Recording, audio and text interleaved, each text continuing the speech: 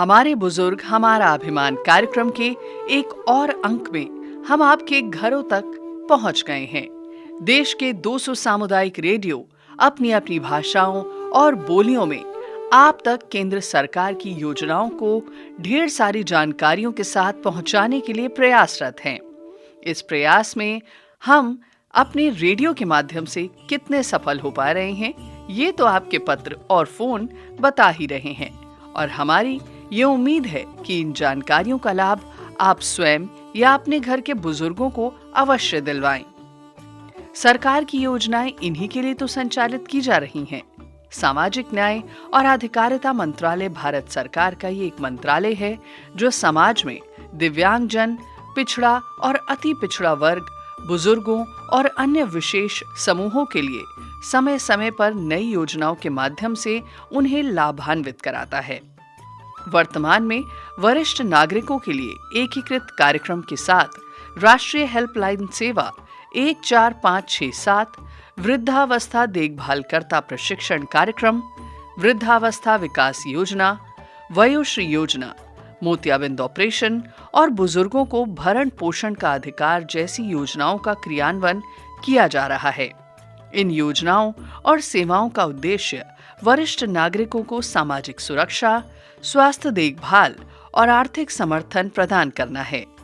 लेकिन इन योजनाओं का फायदा लेने के लिए बुजुर्गों को खुद सक्रिय बनाकर रखना भी तो जरूरी है। मगर कैसे?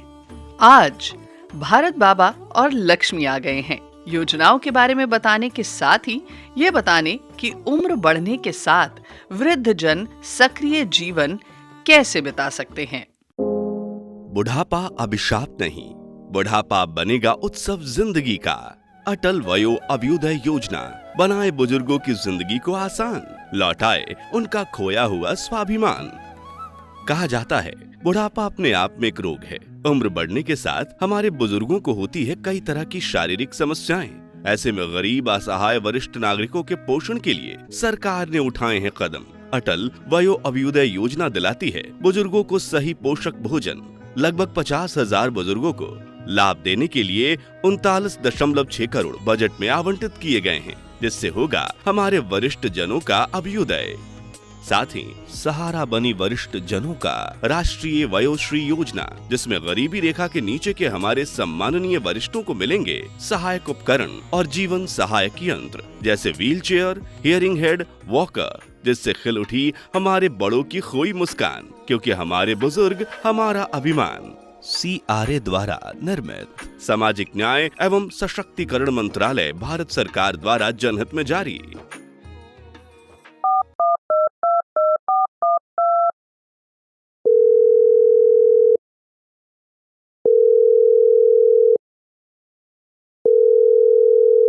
The person you are calling is not answering. Please try later. आप जिस व्यक्ति को कॉल कर रहे हैं वह उत्तर नहीं दे रहा है। कृपया कुछ समय पश्चात कॉल करें। क्या हो गया? सुबह से फोन लगा रही हूँ पर उठा नहीं रहे हैं। अरे मम्मी, लगता है दादू को कोई प्रॉब्लम है। सुबह से फोन लगा रही हूँ, घंटी बज रही है लेकिन फोन रिसीव नहीं कर रहे हैं। हेलो हेलो दादू। हेलो, हाँ बेटा, तुमने फोन किया था क्या? क्या दादू, सुबह से कितनी बार कॉल कर चुकी हूँ आपको। कहाँ थे आप? ठीक तो हो? कोई प्रॉब्लम है क्या? तबीयत ठीक है आपकी? अरे बोलिए तो। बेटा, तेरी ये स्पीड ट्रेन रुके तब तो मैं अपनी बैलगाड़ी चलाऊं। आप मजाक कर रहे हैं दादू? मुझे कितनी फिक्र हो रही थी। देख, मैं बिल्कुल ठीक हूँ। कैसे देखूं?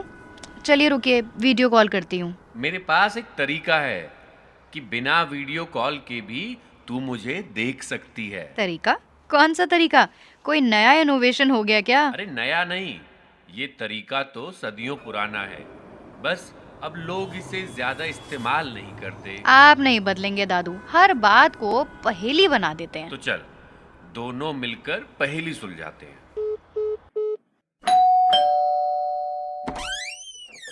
दादू आप? कैसा सरप्राइज दिया? अच्छा, इसीलिए सुबह से फोन नहीं उठा रहे थे? और नहीं तो क्या, हमेशा तू ही अचानक आके मुझे चौंका देती है। मैंने सोचा आज मैं तुझे दप्पा कर देता हूँ। और वो जो आपके घुटनों में दर्द था, थोड़ा बीपी भी बढ़ा हुआ था, उसका क्या? अब भाई हार्ड मास का शरीर है, कुछ ना कुछ तो लगा ही रहेगा ना। इसका क्या मतलब हम अपनी बिटिया को सरप्राइज करना छोड़ देंगे? आई लव योर एनर्जी दादू, पर सेहत का ध्यान भी तो रखना चाहिए। अरे भाई वो तो सरकार रख रही है ना। सरकार? कैसे? जादू के नंबर से। आप फिर पहेलियां बुझाने लगे। अरे पगली, भूल गई? तूने ही तो वो जादू का नंबर बताया था ना। वो क्या था? 145667।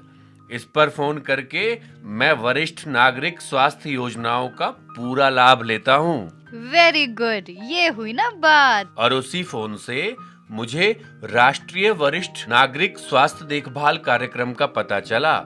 मैंने फौरन अपने सब दोस्तों को भी इसकी जानकारी दे दी। वाह दादाजी, आपके अलर्टनेस से तो आप हमारी जनरेशन को कॉम्प्लेक्स दे सकते हैं। भाई देखो, तुम ही लोगों को देखकर तो हमें ऊर्जा मिलती है। तुम्हारी उम्र में हमें ना तो इतनी नॉलेज थी और ना हम इतने सारे टास्क करते थे। समय के साथ खुद को अपडेट रखना पड़ता ही है दादू। राइट, इसीलिए तो मैं खुद को अपडेट करने आ गया। समझ गई, मैं बाकी लोगों को फोन करती हूँ, फिर आपकी सॉफ्टवेयर ट्रेनिंग शुरू करते हैं। तब तक आप थोड़ा रेस्ट कर लीजिए। रेस्ट? किसको चाहिए रेस्ट? 3 घंटे गाड़ी में बैठकर ही आया हूँ, दौड़ता हुआ थोड़ी आया हूँ। आप भी कमाल करते हैं दादू, एक्टिव एजिंग का परफेक्ट एग्जाम्पल है। पता है, जब मैंने अपने दोस्तों को बताया कि आप नया कंप्यूटर सॉफ्टवेयर सीख कर काम शुरू करना चाहते हैं, तो सब इतने एक्साइटेड हुए कि क्या बताऊं। एक्साइटमेंट तो मुझे भी है लक्ष्मी, और रिटायरमेंट के 4 साल बाद फिर से काम शुरू करना जैसे एक नई कहानी की शुरुआत है। आप नौकरी से रिटायर हुए थे दादू, काम से थोड़ी। काम तो आप कर ही रहे थे। हाँ, दिन भर में घंटे 2 घंटे बच्चों को पढ़ाना, बस। उसके बाद तो सारा दिन खाली ही बैठता हूँ। क्या फायदा ऐसे काम का? यही तो फायदा है। क्या कि मैं तुझे सरप्राइज करने आ गया? नहीं, कि आप नया सॉफ्टवेयर सीखने आ गए। वो तो बच्चों की जरूरत है। गांव में उन्हें ढंग से कंप्यूटर के बारे में बताने वाला कोई नहीं है। ये सॉफ्टवेयर उन्हें आगे अपने करियर में काम आएगा। अब वो सब तो यहाँ आ नहीं सकते, ना ही तुम लोग लंबे समय तक वहाँ रह सकते हो। तो मैंने सोचा क्यों ना मैं ही सीखकर उन्हें सिखा देता हूँ। यही तो फायदा हुआ। 1 घंटे बच्चों को पढ़ाने के चक्कर में आप एक नई स्किल सीख रहे हैं। ये तो आपके भी काम आएगा। स्किल कभी बेकार नहीं जाएगी। भाई देखो, ये तो 100% की बात कही। दादू, हमारी सरकार भी बुजुर्गों को किसी बेहतर काम में लगाए रखने के लिए वयो अभ्युदय योजना चला रही है। पिछली बार तुमने इसकी चर्चा की तो थी। क्या एक शब्द कहा था तूने? वो क्या एजिंग था? Active ageing. हाँ, एक्टिव एजिंग। अभी भी तूने कहा कि मैं एक्टिव एजिंग का उदाहरण हूँ। थोड़ा खुलकर बताएगी क्या है ये एक्टिव एजिंग? सरकार की कोई नई योजना है क्या? योजना नहीं दादू, ये एक मॉरल सिचुएशन है। यानी सरकार चाहती है हम जैसे लोग ज्यादा से ज्यादा एक्टिव रहें, ठीक? एकदम ठीक। नौकरी से रिटायर होने पर हम जिंदगी से थोड़ी रिटायर हो जाते हैं। बस हमारे काम की प्रवृत्ति बदल जाती है। क्या बदल जाती है? अरे भाई, पहले हम पैसे कमाने के लिए काम करते थे, अब समय काटने के लिए काम करते हैं। वो भी ठीक है, लेकिन यदि कोई काम करके पैसे भी कमाना चाहे तो सरकार इसके लिए भी इनकरेज करती है। क्या उनके लिए नौकरी का इंतजाम कर देती है? भाई, जवान लोगों को तो बड़ी मुश्किल से नौकरी मिलती है, और तुम हम बुजुर्गों को आमदनी के साधन की बात कह रही हो। सिर्फ आमदनी के ही साधन नहीं, बल्कि पेंशन की सुविधा भी। वरिष्ठ पेंशन बीमा योजना, राष्ट्रीय पेंशन प्रणाली, अटल पेंशन योजना, ऐसी और भी कई सारी योजना है। सच में? आपको यकीन नहीं होता? रुकिए, मैं आपकी बात करवाती हूँ। किससे? रुकिए तो।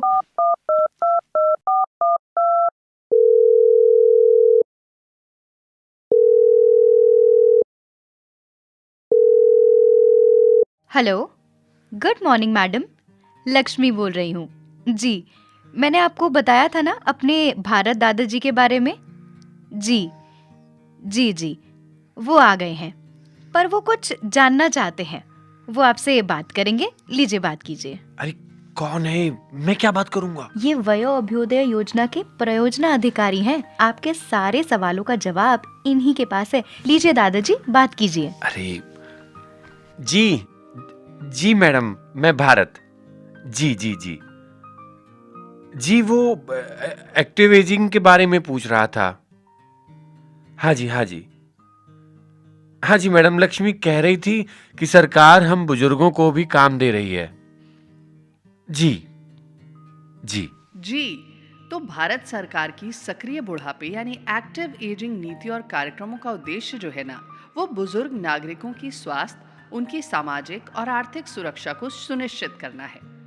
बढ़ती उम्र के साथ नागरिकों को बेहतर जीवन स्तर देने के लिए इन नीतियों में बहुत सी सुविधाएं हैं, जैसे स्वास्थ्य सेवाएं, वित्तीय सुरक्षा और सामाजिक कल्याण से जुड़ी हुई बहुत सी योजनाएं। हाँ। अब ऐसी ही एक योजना है national policy on older persons, यानी राष्ट्रीय वृद्धजन नीति। अरे वाह।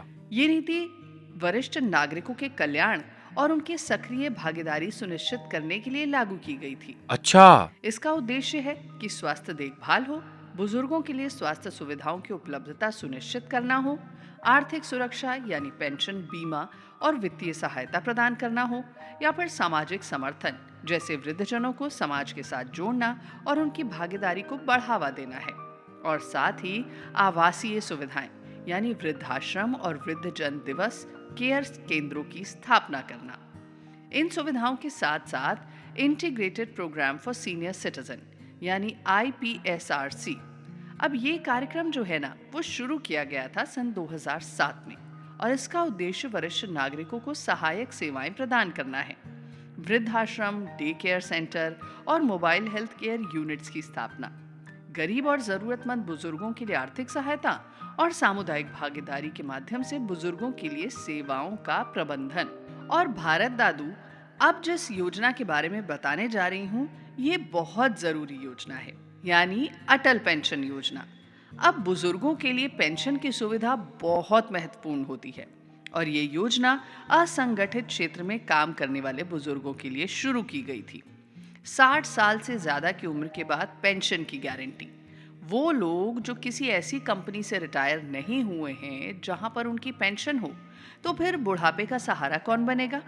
तो यहाँ पर न्यूनतम मासिक पेंशन 1000 से 5000 तक दी जा रही है, और सरकार द्वारा सही योगदान दिया जा रहा है। जी। अगली योजना है राष्ट्रीय वृद्धजन स्वास्थ्य देखभाल कार्यक्रम। भारत दद्दू, ये भी बहुत आवश्यक योजना है, जिसको अंग्रेजी में national programme for health care of the elderly कहा जाता है।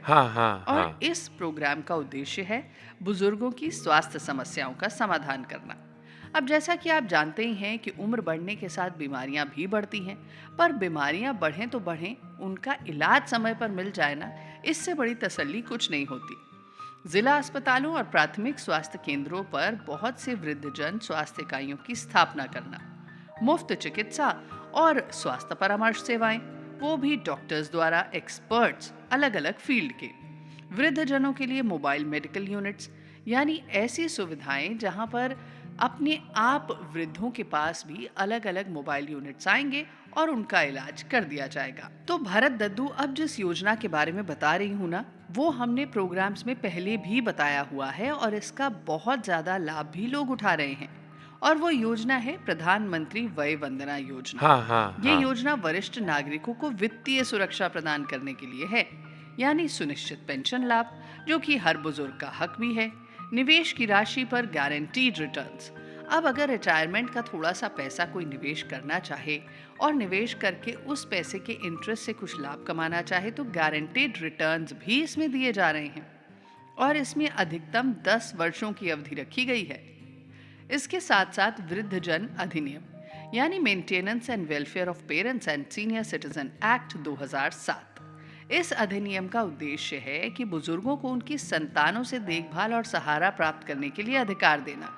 अब आए दिन हर रोज हम अखबारों में पढ़ते हैं, लोगों से सुनते हैं कि बहुत सारे बुजुर्गों को उनके बच्चे सपोर्ट नहीं करते या उनको घर से निकाल देते हैं। ऐसे में बुजुर्ग अपना हक नहीं जानते और दरबदर की ठोकरें भी खाते हैं। पर इस अधिनियम के अंतर्गत बुजुर्ग माता पिता को भरण पोषण का अधिकार मिलना आवश्यक है, और बच्चों को ये खास कार्य करना ही होता है। वृद्धाश्रमों की स्थापना भी की गई है अलग अलग जगहों पर, ताकि वृद्ध जिनका कोई नहीं है वो इन आश्रमों में जाकर अपनी जिंदगी गुजार सके। और वृद्धजनों के अधिकारों की सुरक्षा, यानी उनके जो अधिकार हैं इस अधिनियम के अंतर्गत वो सारे अधिकार आते हैं। और भी बहुत सी सरकारी पहल हैं, जैसे आयुष्मान भारत योजना, वृद्धजनों के लिए स्वास्थ्य बीमा, रेलवे और बस किराए में कुछ रियायतें, ताकि वृद्ध आसानी से एक जगह से दूसरी जगह जा सके कम टिकट के पैसों में। वरिष्ठ नागरिक कार्ड यानी सरकारी सेवाओं में प्राथमिकता। अब 60-65 साल से ज्यादा की उम्र के बाद लाइनों में कैसे खड़े रहेंगे, ये भी एक चैलेंज होता है। तो ऐसी परिस्थिति में दद्दू बहुत जरूरी है कि वृद्धों को उनकी प्राथमिकता मिले। इसीलिए सीनियर सिटीजन आई कार्ड भी जरूरी होते हैं। डिजिटल लिटरेसी प्रोग्राम, अब समय के साथ आगे बढ़ना भी जरूरी है, तो डिजिटली आगे बढ़ने के लिए डिजिटल कौशल सिखाने की पहल भी बुजुर्गों के लिए खास तौर पर से की गई है। अब मैं आपको बताती हूँ कुछ हेल्पलाइन सेवाओं के बारे में। मुझे लगता है ये हेल्पलाइन सेवाएं आप तो बताते ही रहते हैं, पर लोगों को, खास तौर पर से बुजुर्गों को और उनके बच्चों को ये सुविधा के बारे में जरूर पता होना चाहिए। जैसे एल्डर लाइन, अब ये बहुत आसान सा नंबर है, 14567। वृद्धजनों की शिकायतें और ज़रूरतों के समाधान के लिए इस नंबर पे कोई भी बुजुर्ग कॉल करके अपनी समस्याएं बता सकता है और समाधान भी हो सकता है। जैसे अगर उनको हक नहीं मिल रहा है या फिर उन्हें सही स्वास्थ्य सुविधाएं नहीं मिल रही है सरकारी अस्पतालों में, ये सारी शिकायतें यहाँ पर की जा सकती हैं। संकट की स्थिति में इस नंबर पे कॉल करके सहायता भी मांगी जा सकती है, यानी इमरजेंसी हेल्पलाइन। सामाजिक जागरूकता कार्यक्रम भी एक ऐसा कार्यक्रम है जो बुजुर्गों को समाज के साथ जोड़ता है।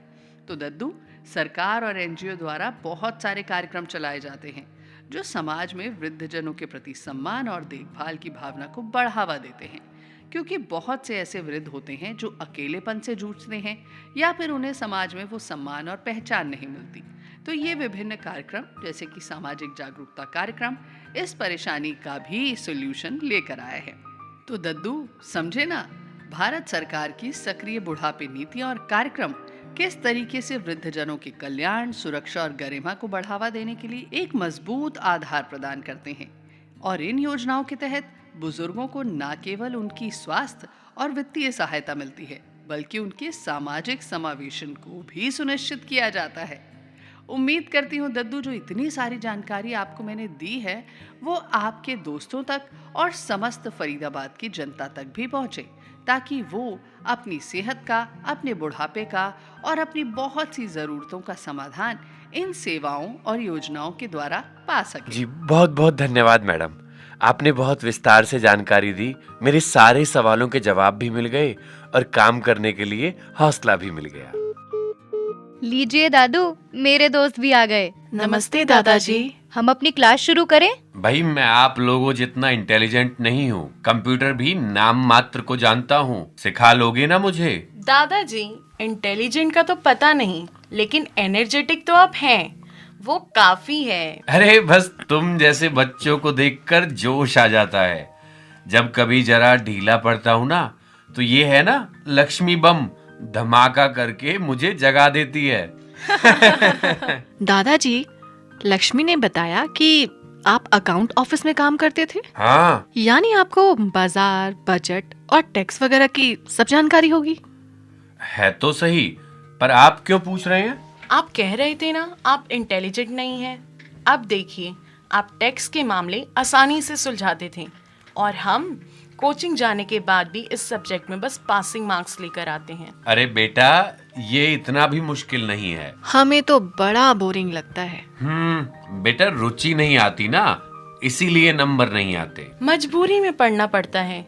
मैं तो सर की क्लास में पीछे बैठकर झपकी लेती रहती हूँ। शुरू में बोरिंग लगता है, लेकिन एक बार समझ में आने लग जाए तो इससे इंटरेस्टिंग कुछ नहीं। मैंने इन लोगों को बताया था, हमारे भारत दादू गांव में जब से बच्चों को इकोनॉमिक्स पढ़ाने लगे हैं, तब से उनकी डिस्टिंक्शन आने लगी है। बस तो डील कर लेते हैं, एक हाथ दे एक हाथ ले। मतलब कंप्यूटर ट्रेनिंग ले, टैक्स पढ़ाई दे। ओह एक्सीलेंट, प्लीज दादाजी ये डील कर लीजिए। लेकिन दादाजी तो गांव में रहते हैं, यहाँ कितने दिन तुम लोगों को पढ़ा पाएंगे? नो प्रॉब्लम, दादाजी अब टेक्नो फ्रेंडली होने वाले हैं, तो दूर बैठकर भी वो हमारी क्लास ले पाएंगे। क्यों दादाजी?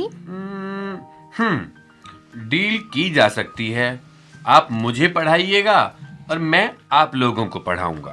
अरे ये तो पार्टी वाली बात हो गई। अभी पार्टी तो नहीं कर सकते, लेकिन इस डील को हम सेलिब्रेट कर सकते हैं। कैसे? कुछ खा के? खा भी लेंगे, पहले कुछ गाना हो जाए। बता कौन सा गाना लगाऊं? गाना तो लाइव चलेगा। लाइव? कौन गाएगा? तू गाएगी तो हम सबको कान बंद करने पड़ेंगे। लक्ष्मी हाँ, लक्ष्मी थोड़ा थोड़ा गा सकती है। लक्ष्मी थोड़ा थोड़ा गा सकती है, लेकिन लक्ष्मी के दादाजी बहुत अच्छा गाते हैं। अरे बेटा, पहले गांव की मंडली में गा लिया करते थे, अब कहाँ गाना वाना। तू भी गाइए ना दादाजी, हमें गांव का संगीत लाइव सुनने को कहाँ मिलता है। पर बेटा। दादाजी, अब हम आपके दोस्त नहीं बल्कि आपके टीचर हैं, तो आपको हमारा आदेश तो मानना पड़ेगा।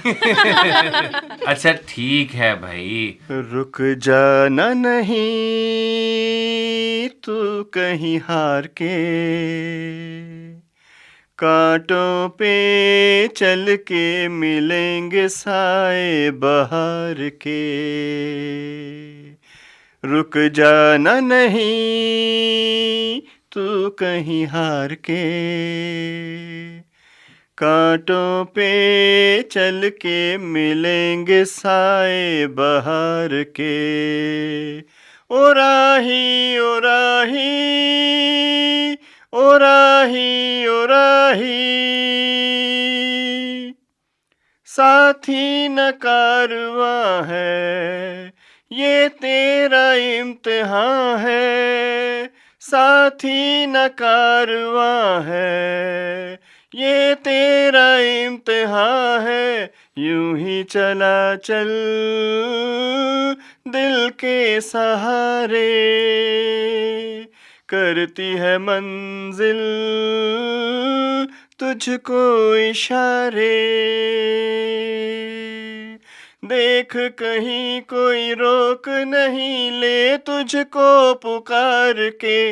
ओ राही ओ राही ओ राही ओ राही, रुक जाना नहीं तू कहीं हार के, कांटों पे चल के मिलेंगे साए बहार के। वाह वाह, ऐसे ही गाते बजाते पढ़ाने वाला टीचर मिल जाए तो हमारा तो बेड़ा पार हो जाए। अब तुम भी टीचर हो, तुम्हें भी ऐसे ही गाते बजाते ही दादू को सिखाना पड़ेगा। गाते बजाते तो नहीं, लेकिन हाँ, मैं तुम्हें कहानी सुनाते सुनाते पढ़ा सकता हूँ। वाह, तो फिर आज से ही क्लास शुरू कर देते हैं। हाँ हाँ, सुनाइए ना दादाजी। ठीक है, तो सुनो।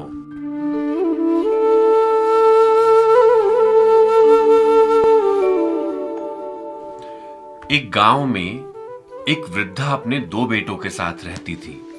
एक दिन एक दुर्घटना में उसका एक पुत्र मर गया और कुछ समय के बाद दूसरा पुत्र काम धंधे की तलाश में दूर शहर चला गया। अब वृद्धा अकेली रह गई। बेटे को परदेश गए कुछ ही दिन हुए थे कि एक दिन एक व्यक्ति वृद्धा के दरवाजे आकर प्रार्थना करने लगा कि हे माई, मैं मुसाफिर हूं, आज की रात मुझे घर में ठहरने की जगह दे दीजिए। वृद्धा उसे आदर से घर के अंदर ले गई।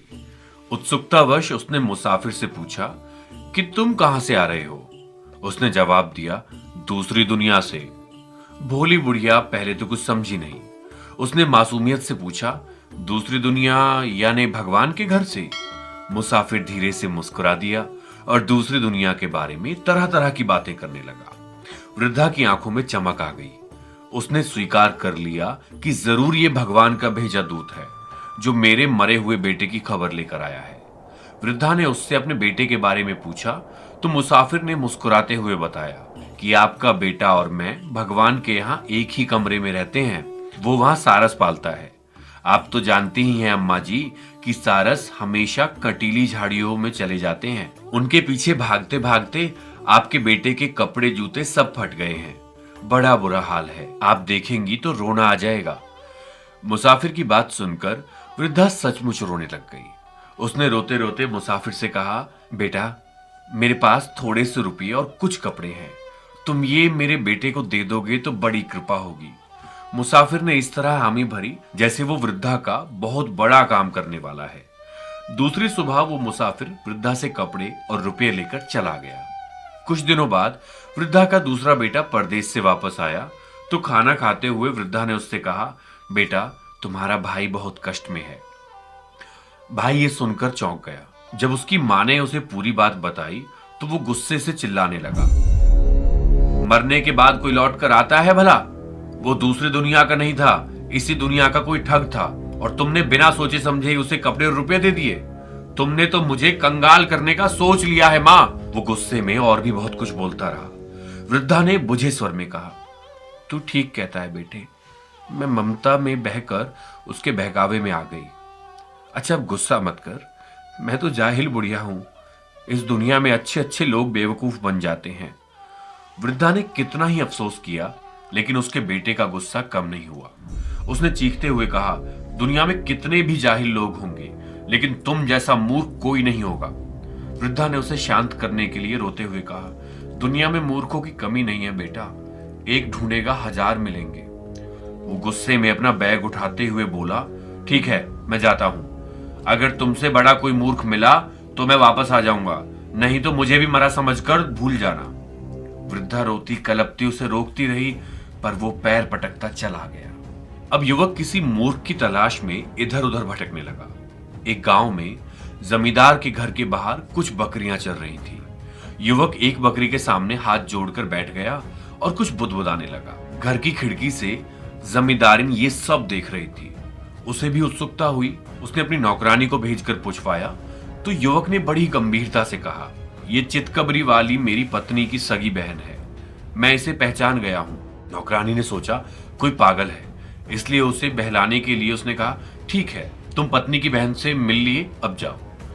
लेकिन युवक रोते हुए कहने लगा, मेरी पत्नी बहुत बीमार है, वो अपनी प्यारी बहन से मिलना चाहती है। मैं कब से इसे ढूंढ रहा हूं और ये अब मिली है। मैं इसे घर लेकर ही जाऊंगा। एक बार मेरी पत्नी इससे मिल ले फिर मैं इसे वापस यहां छोड़ जाऊंगा। नौकरानी ने यह बात अपनी मालकिन को बताई। पहले तो जमींदारिन को हंसी आ गई लेकिन उसका रोना गिड़गिड़ाना सुनकर उसे युवक पर दया भी आई। उसने युवक से कहा, ठीक है तुम अपनी पत्नी की बहन को ले जाओ, लेकिन उसका छोटा मेमना उसके बगैर नहीं रह पाएगा।